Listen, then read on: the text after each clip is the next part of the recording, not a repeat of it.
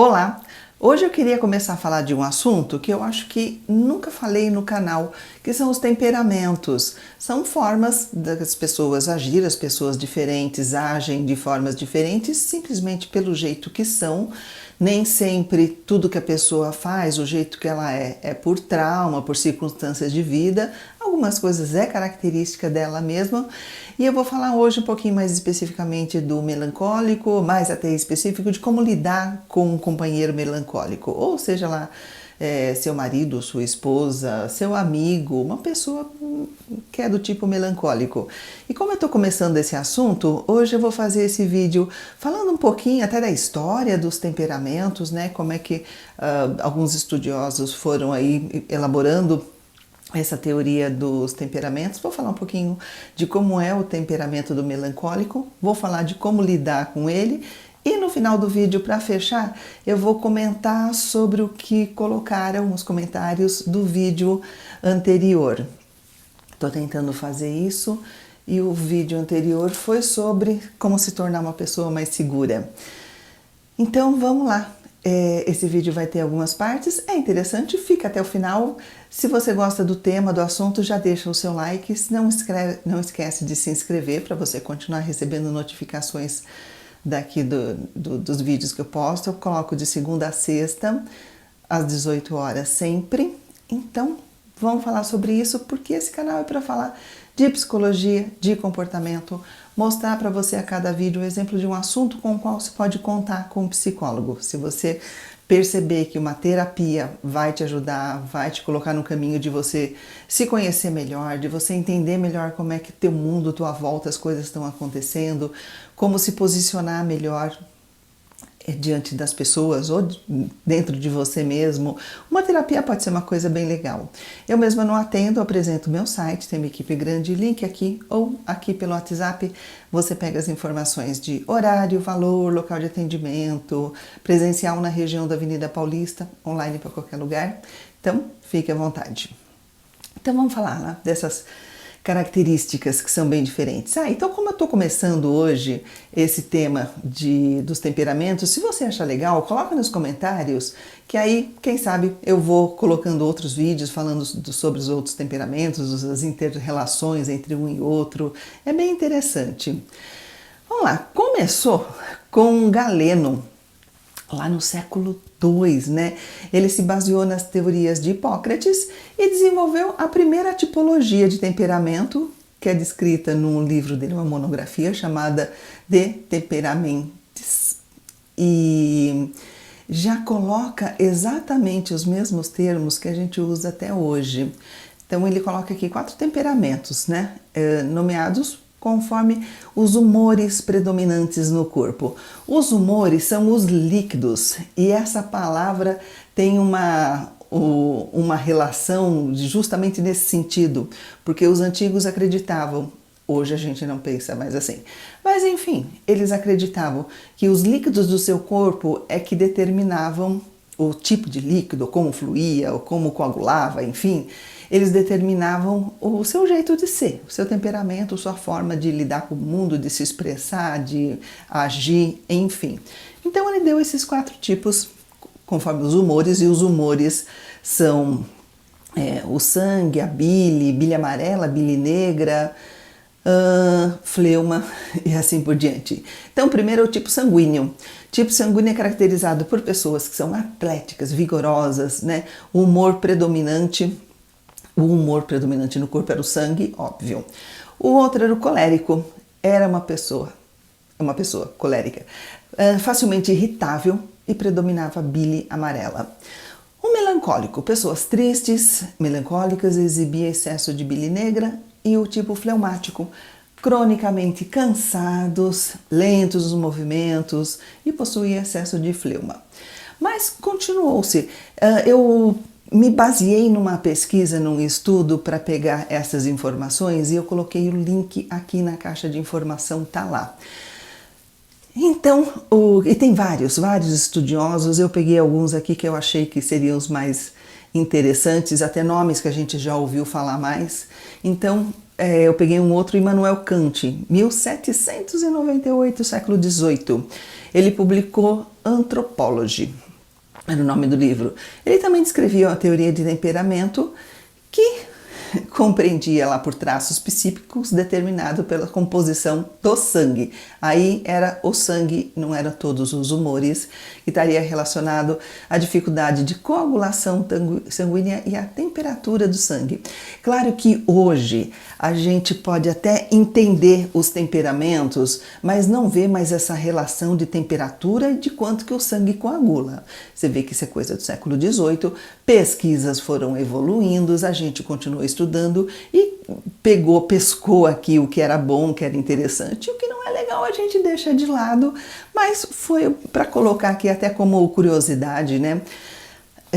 Esse estudo de Immanuel Kant, acredito que você já deva ter ouvido esse nome em algum lugar. Aí ele colocou 4 tipos de temperamento. O sanguíneo, que é caracterizado pela força, rapidez e emoções superficiais. O melancólico, que é o que a gente vai falar um pouquinho mais daqui a pouquinho, ele é já caracterizado por emoções intensas e vagarosidade nas ações. Ele sente muito e faz devagar, faz pouco.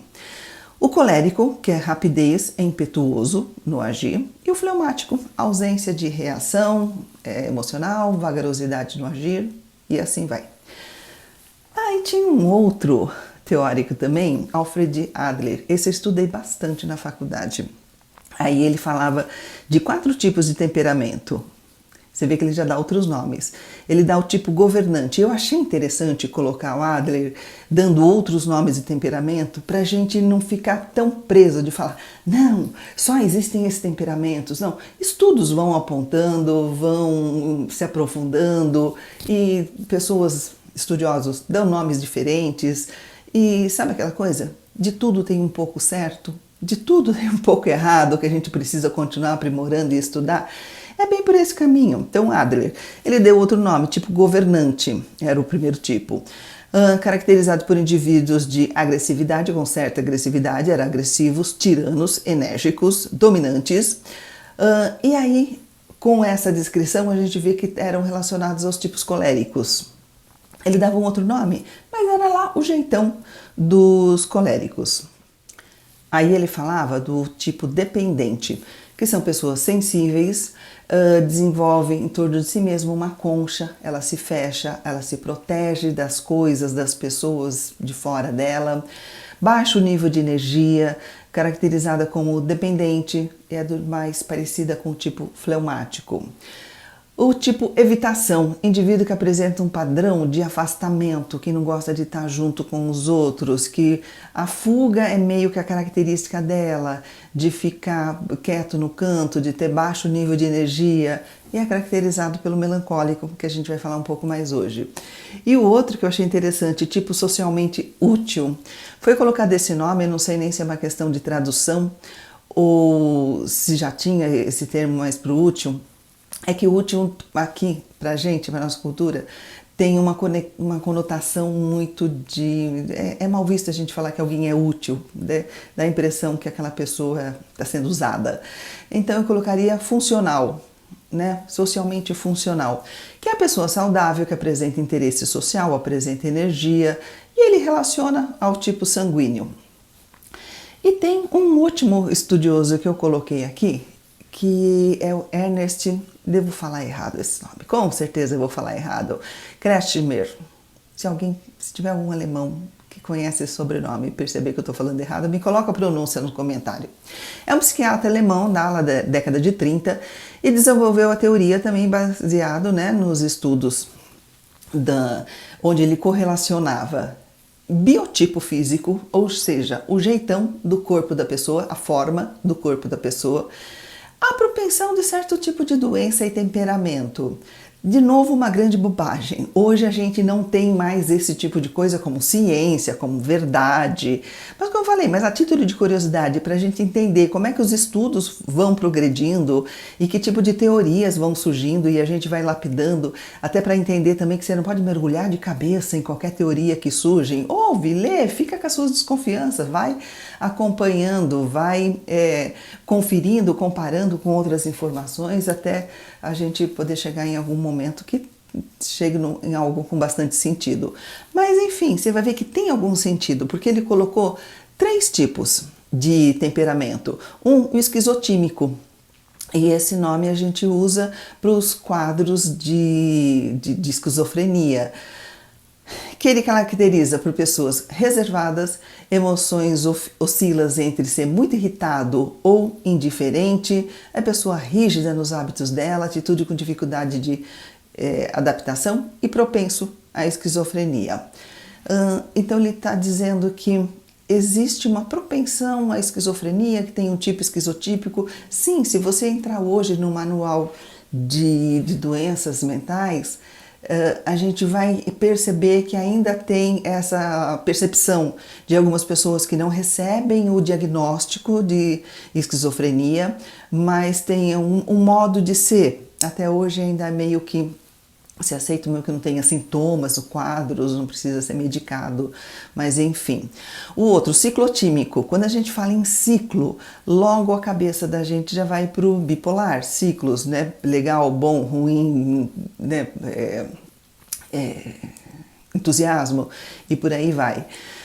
E aí é caracterizado por pessoas com emoções que variam de alegria e tristeza, facilidade de estabelecer contato com o ambiente, pessoas realistas e propenso ao distúrbio maníaco-depressivo. Maníaco-depressivo é o nome antigo do bipolar, né?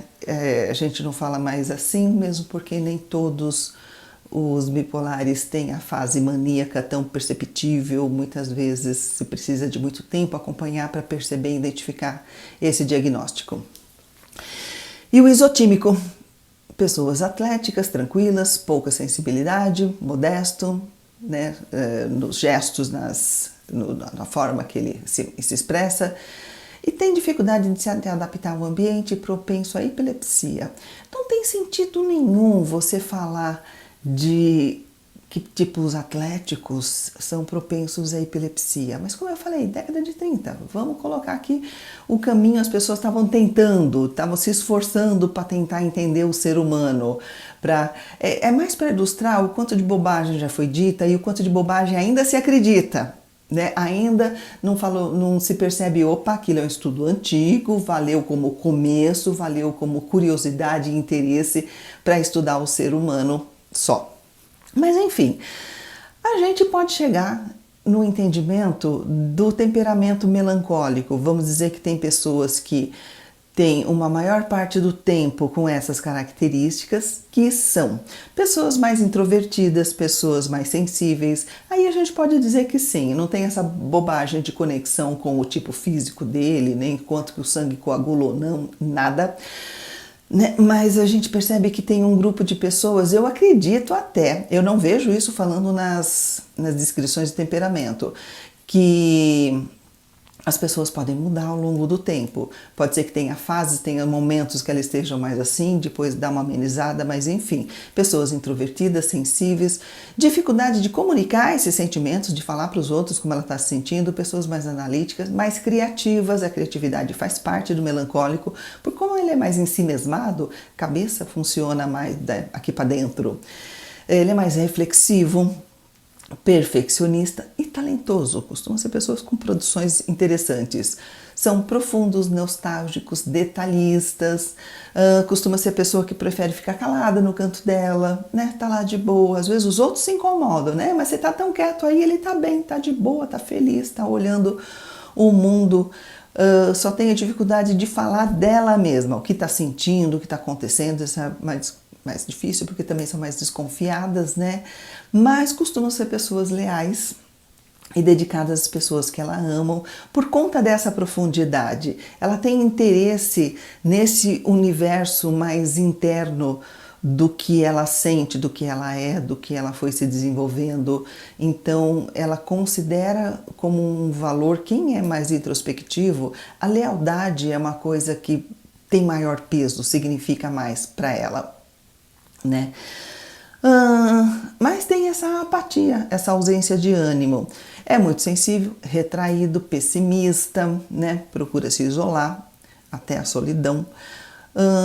Rancoroso, né? Guarda as coisas, difícil se reconciliar com a pessoa depois. tende a ser inseguro, como eu falei sobre insegurança no vídeo anterior, né? Complementando. Eu sempre costumo fazer uma sequência, né? Eu falo do melancólico no vídeo seguinte. Muito vulnerável, lento no trabalho, indeciso, introvertido.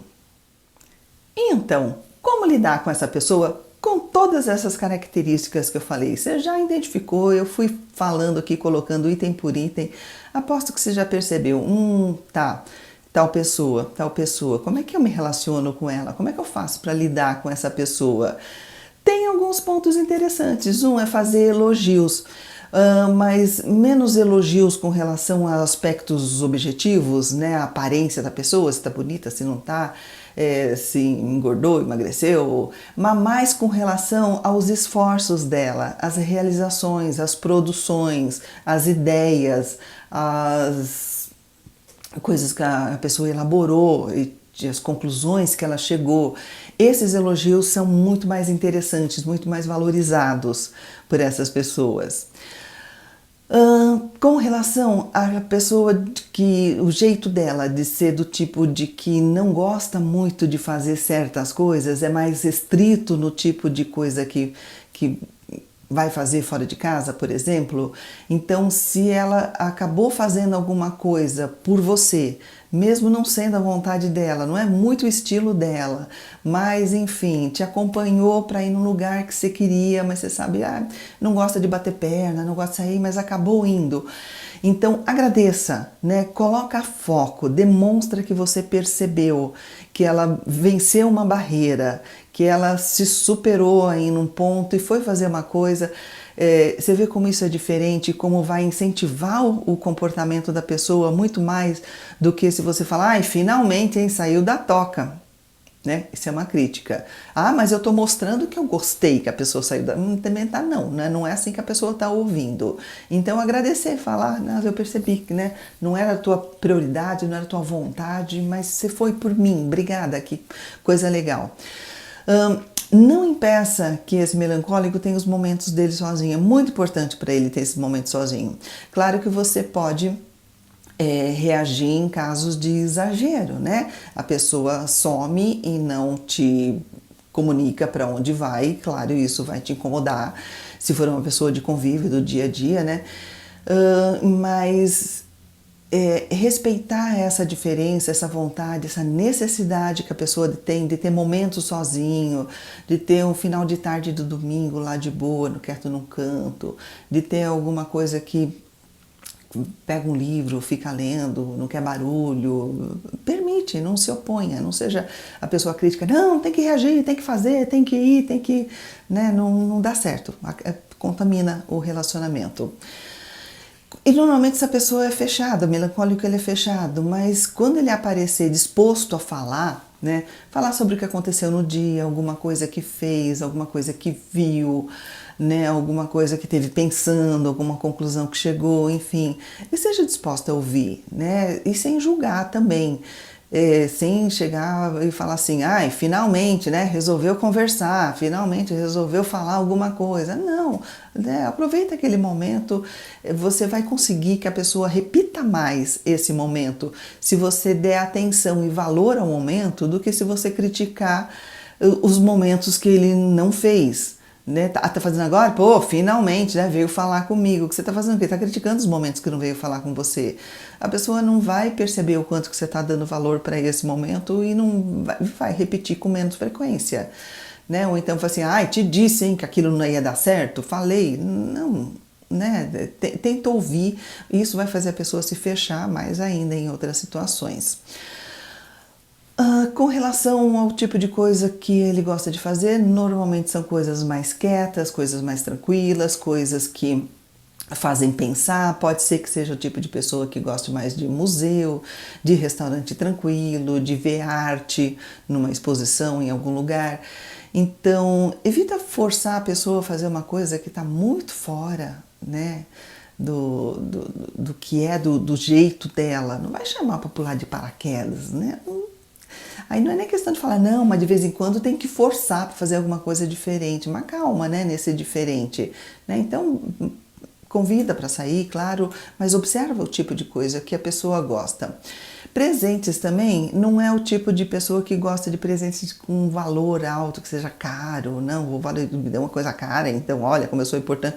Não, valoriza o presente que tem um significado.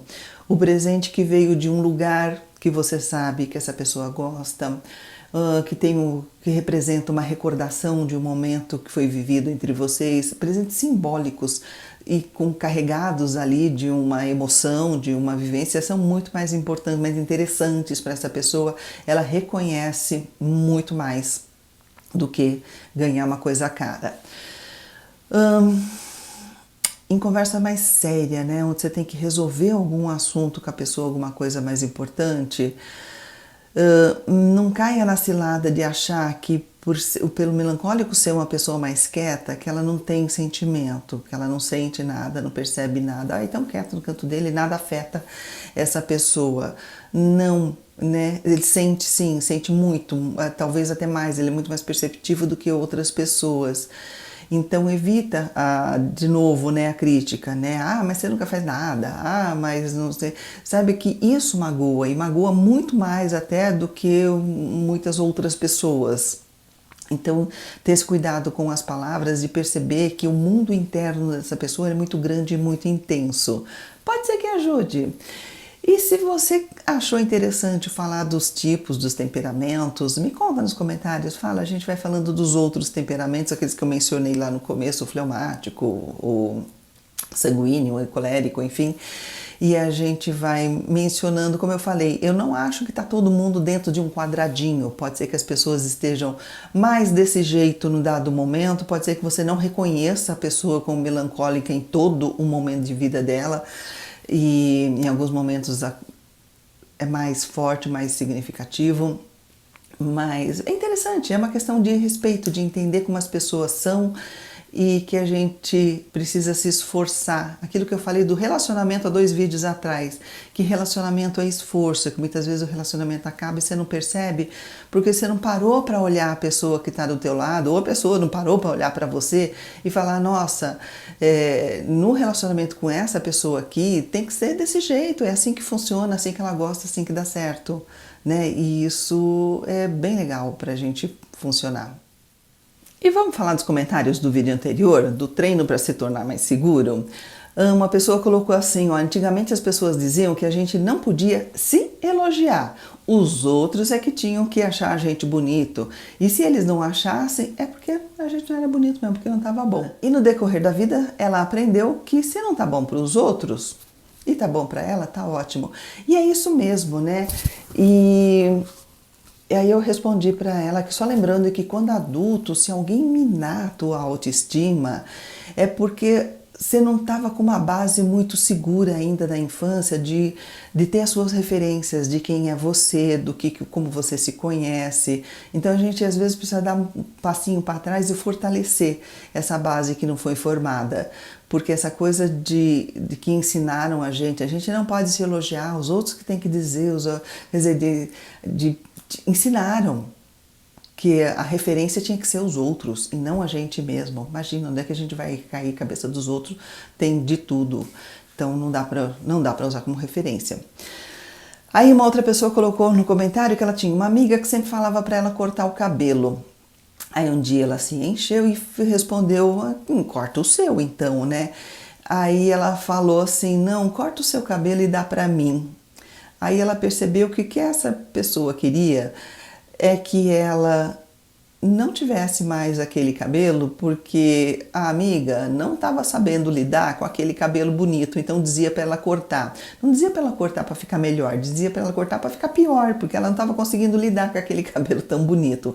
Isso tem nome, né? Inveja. Inveja é quando a gente tenta destruir o que tem de legal na outra pessoa, ao invés de olhar para dentro de si mesmo e fazer o que for melhor, o que é melhor para si. Aí uma outra pessoa coloca que ela é insegura com trabalhar fora, cobrar, oferecer serviço, mas com as coisas de dentro de família, de filho, de parente, defender os direitos dela, vai tudo muito bem, né? Ela é muito segura, ela cozinha bem, ela tem bom gosto, ela sabe falar bem, faz artes manuais. E é interessante quando a pessoa, quando a gente percebe que é muito segura em quase tudo na vida, mas tem um aspecto, tem um cantinho ali onde desaba, onde ali ela não consegue se impor, não consegue perceber o valor dela. E é nesse ponto que tem alguma coisa para se descobrir, para se perceber por que o trabalho, por que a remuneração é alguma coisa que pega, por que na hora que ela está vendendo um serviço ou um produto, ela não se dá tão assim ao direito de cobrar, de colocar preço, de se impor. Alguma coisa aconteceu ao longo da história que deixou um pontinho aí a ser trabalhado que é bem interessante. E aí, um último comentário, a pessoa coloca assim, com crianças é muito difícil de passar essas mensagens, né, da segurança, porque elas têm pouca autoestima, confiança e que tudo que os outros dizem é verdade. É difícil dar a volta. Eu não concordo tanto com você, não. Criança tem pouca autoestima e confiança, depende, tudo que os outros falam é verdade? Não, a criança contesta bastante, mas é aquela história de que normalmente criança ela não acredita em palavras quando não soa, né, dentro do coraçãozinho delas. Se você elogia a criança, por mais que seja sincero, por mais que você esteja realmente vendo coisas muito boas na criança, se ela perceber que o que você está falando é o que você percebe dela e não o que ela, como ela se sente, ela vai relevar totalmente. Então, para ajudar na autoestima de uma criança, a gente precisa ajudar essa criança a ter realizações, a fazer coisas, a perceber o produto dela ali acontecendo. Então, né, num exemplo bem bobo e simples, colocar a criança para arrumar o quarto dela. Ela não vai gostar, vai dizer que não quer, vai dizer que é difícil, vai dizer que é chato, mas depois que fizer, ela vai olhar para o quarto arrumado e vai falar, fui eu que fiz, nossa, olha como esse quarto ficou bom, como ficou legal, minha realização, eu sou uma pessoa legal, eu sou uma pessoa que produz, que faz coisas legais.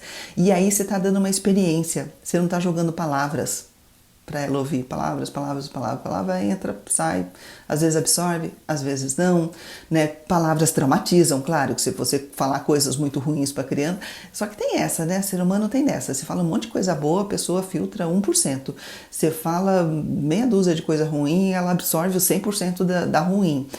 Então, ter muito cuidado. Claro, óbvio, com as coisas ruins que você vai falar com uma criança, não é porque eu falei que criança não absorve tudo se ela não acredita. As coisas negativas é do ser humano de considerar que são verdadeiras, mas as coisas positivas elas filtram muito mais, elas precisam sentir na pele, precisa se perceber legal, bacana, produtiva, interessante, criativa, para ela se perceber assim e falar, porque aí aquilo é dela. Na hora que ela passou pela experiência e se percebeu, não tem quem tira. Pode ser, eu já fiz, eu sei, não adianta falar que eu não sou legal. Eu fiz aqui, estou vendo com meus próprios olhos as coisas que eu fiz. Então, é bem diferente. Me conta aí o que você achou disso tudo. Coloca nos comentários o que você achou desse vídeo. E se você percebeu que está precisando de uma ajuda de um psicólogo e um dos nossos for escolhido, vai ser muito bem recebido. Obrigada por me assistir.